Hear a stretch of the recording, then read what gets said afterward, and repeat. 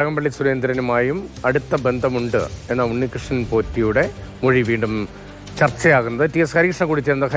ഈ കടകംപള്ളിയുടെ വാർത്താ സമ്മേളനത്തിൽ ഹരികൃഷ്ണനാണ് പോയത്. കടകംപള്ളി 2 തവണ വീട്ടിൽ വന്നിരുന്നു എന്താണ് നേരത്തെ ഉണ്ണികൃഷ്ണൻ പോറ്റിയുടെ മൊഴിയുടെ ഭാഗമായി പുറത്തു വന്നത്? അക്കാര്യം പരിപൂർണമായി സ്ഥിരീകരിക്കുകയാണോ അതോ ഒരു തവണ എന്നതിൽ ഉറച്ചു നിൽക്കുകയാണോ?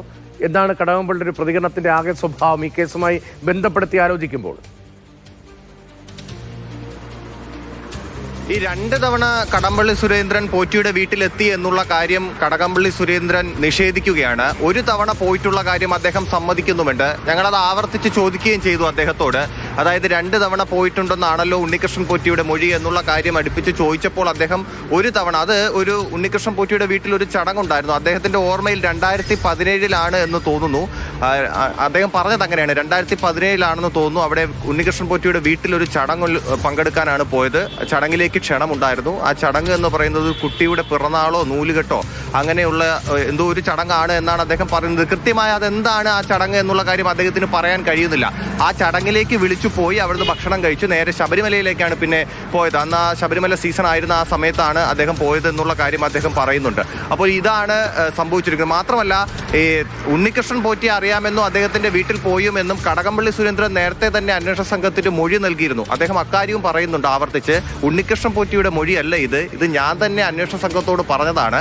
ഉണ്ണികൃഷ്ണൻ പോറ്റിയുടെ വീട്ടിൽ അദ്ദേഹത്തെ ആ സമയത്ത് അറിയാമായിരുന്നു, അങ്ങനെ അദ്ദേഹത്തിന്റെ വീട്ടിലേക്ക് പോയിരുന്നു എന്നുള്ള കാര്യം ഞാൻ കൊടുത്ത മൊഴിയാണ് എന്നുള്ള കാര്യമാണ് കടകംപള്ളി സുരേന്ദ്രൻ പറയുന്നത്. പക്ഷേ ഈ 2 തവണ പോയിട്ടുണ്ടോ എന്നുള്ള കാര്യം അദ്ദേഹം നിഷേധിക്കുകയാണ്. അങ്ങനെ പോയിട്ടില്ല, ഇതെല്ലാം അടിസ്ഥാനരഹിതമായി പറയുന്ന കാര്യങ്ങളാണ് എന്നുള്ളതാണ് അദ്ദേഹം ആവർത്തിച്ച് പറഞ്ഞുകൊണ്ടേയിരിക്കുന്നത്. മാത്രമല്ല, ഇതുമായി ബന്ധപ്പെട്ട് മറ്റൊരു കാര്യം, പ്രതിപക്ഷത്തിന്റെ ആരോപണത്തെ പറ്റിയൊക്കെ ചോദിക്കുമ്പോൾ പ്രതിപക്ഷത്തിന് എല്ലാ കാലത്തും ഒരു ഇര വേണം എന്ന് പറഞ്ഞ് അദ്ദേഹം മാറുകയാണ് ചെയ്തത്. ഈ ഒരു വിഷയവുമായി ബന്ധപ്പെട്ട് തന്ത്രി വേറെ മന്ത്രി വേറെ എന്നുള്ള കാര്യം എല്ലാവർക്കും അറിയാവുന്നതാണ്. എങ്കിലും മന്ത്രി ഒരു ഇരയായി, അതായത് മുൻ മന്ത്രിയുമായി ബന്ധപ്പെട്ട് ഇങ്ങനെ ആരോപണങ്ങൾ ആവർത്തിച്ച് പ്രതിപക്ഷം പറയുമ്പോൾ അത് അവർക്കൊരു ഇരയെ കിട്ടുന്നതിന് വേണ്ടി രാഷ്ട്രീയമായി പ്രയോഗിക്കുന്നതാണ് എന്നുള്ള കാര്യമാണ് കടകംപള്ളി സുരേന്ദ്രൻ പറയുന്നത്.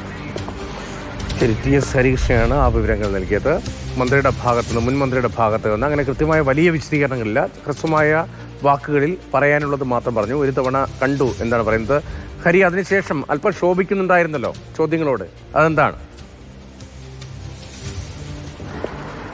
അതായത് അതിനുശേഷം ഞാനത് എടുത്തു ചോദിച്ചു. അതായത് ഈ ചടങ്ങുമായി ബന്ധപ്പെട്ട് കൃത്യമായി ഓർക്കുന്നുണ്ടോ? അതായത് ഒരു കുട്ടിയുടെ ചടങ്ങ് എന്നാണ് അദ്ദേഹം വാർത്താ സമ്മേളനത്തിൽ പറഞ്ഞത്. അപ്പോൾ ഞാൻ ചോദിച്ചത്, ഈ കുട്ടിയുടെ ചടങ്ങെന്ന് പറയുമ്പോൾ അത് എന്താണെന്ന് കൃത്യമായി പറയാൻ കഴിയുമോ? ആ സമയത്ത് ചെറിയ കുട്ടികൾ അവിടെ ഉണ്ടായിരുന്നില്ല എന്നുള്ളതാണ് നമ്മുടെ അറിവ്. അതുകൊണ്ടാണ് അത് ചോദിക്കുന്നതെന്ന് ഞാൻ അദ്ദേഹത്തോട് ചോദിച്ചു. അപ്പോൾ അദ്ദേഹം പറയുന്നു, ഒരു ചടങ്ങ് എന്നുള്ള കാര്യം മാത്രമേ എനിക്ക് പറയാൻ കഴിയൂ, ഞാനത് കൃത്യമായി ഓർക്കുന്നില്ല, വേണമെങ്കിൽ നിങ്ങൾ അന്വേഷിച്ച് കണ്ടെത്തിക്കോളൂ, അന്ന് എൻ്റെ പൈലറ്റ് പോയ ആളുകളൊക്കെ കാണുമല്ലോ, അവരോടൊക്കെ ചോദിച്ച് നിങ്ങൾ അന്വേഷിച്ച് കണ്ടെത്തിക്കോളൂ എന്ന് പറഞ്ഞു.